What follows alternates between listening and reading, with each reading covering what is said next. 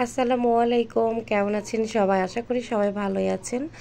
তো বাবার বাড়িতে ছিলাম, তো তখনকার এই ভিডিওটা ছিল।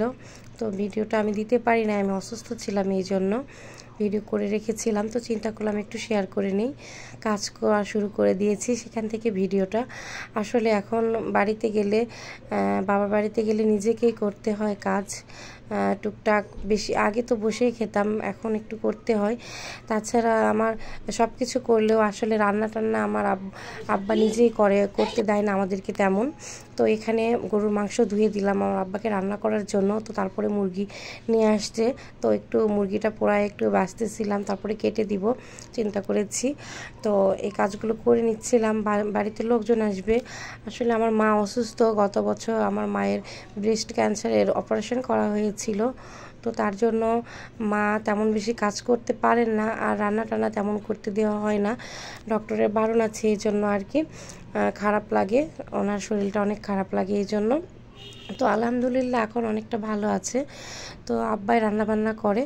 তো বাসায় আজকে মাকে দেখার জন্য নানি বাড়ি থেকে একটু লোকজন আসবে, কিছু লোকজন। তো তার জন্য একটু রান্নাবান্নার প্রস্তুতি আমরা নিচ্ছিলাম। আর আমার বড় বোন থাকলে ও কাজ করে, আমাকেও তেমন করতে হয় না। তো আসতে আর কি একটু লেট করতেছিল, এই জন্য আমরাই করতে শুরু করে দিয়েছিলাম।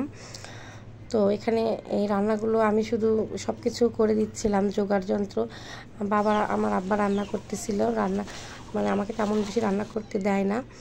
আর আমি বেশি করতেও পারি না, বাড়িতে গেলে কেমন যেন হয়ে যায়, করতে ভালো লাগে না, কাজ করতে আগে থেকে অভ্যাস নেই।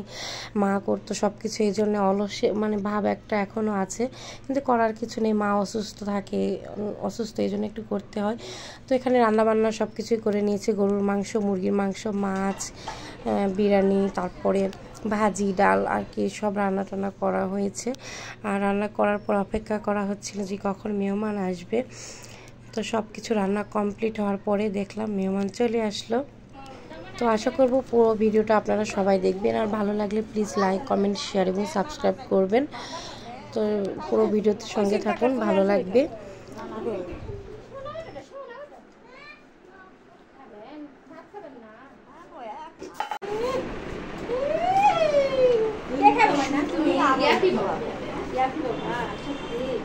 বাবা তোমার নাম কি?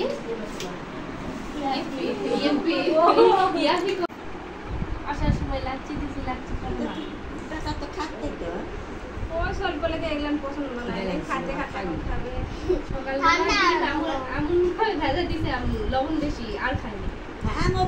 আমার তো খিদা লাগছে, তুমি এখন করতে পু করবে খাবে, সত্যি খাবে? তুমি তো মিষ্টি খাও না, ভাত খাও, বাজে খাবার খাও। ওক তুই বিরিয়ানি খাওয়া, এরিয়া ওক লিয়া তুই খাওয়া, প্লেটত লিয়া, প্লেট লিয়া ওক খাওয়া তুই। এই যে ভাত তোমার ঠোঙ্গাটা কেমন দাও তো দিবে আমার দিবে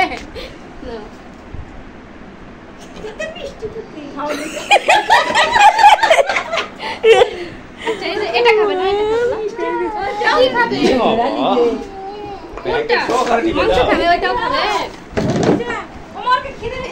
ভালোই রাগ হচ্ছে, নাইকেন রিয়ার মতোই রাগ হচ্ছে তাহলে। হ্যাঁ, রিয়া রাগ বেশি।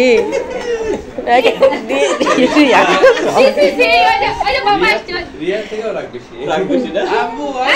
ওরকম করতে হয় না, কি করবো বলে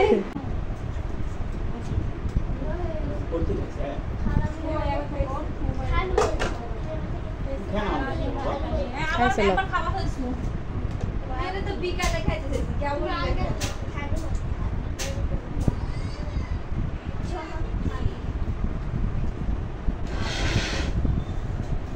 এই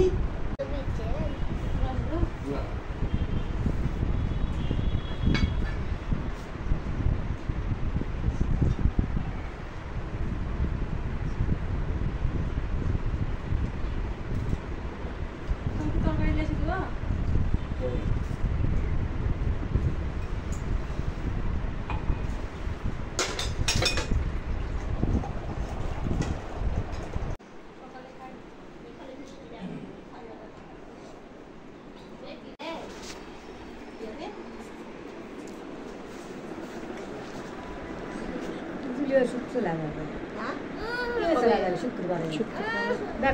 10টা 11টার গাড়ি।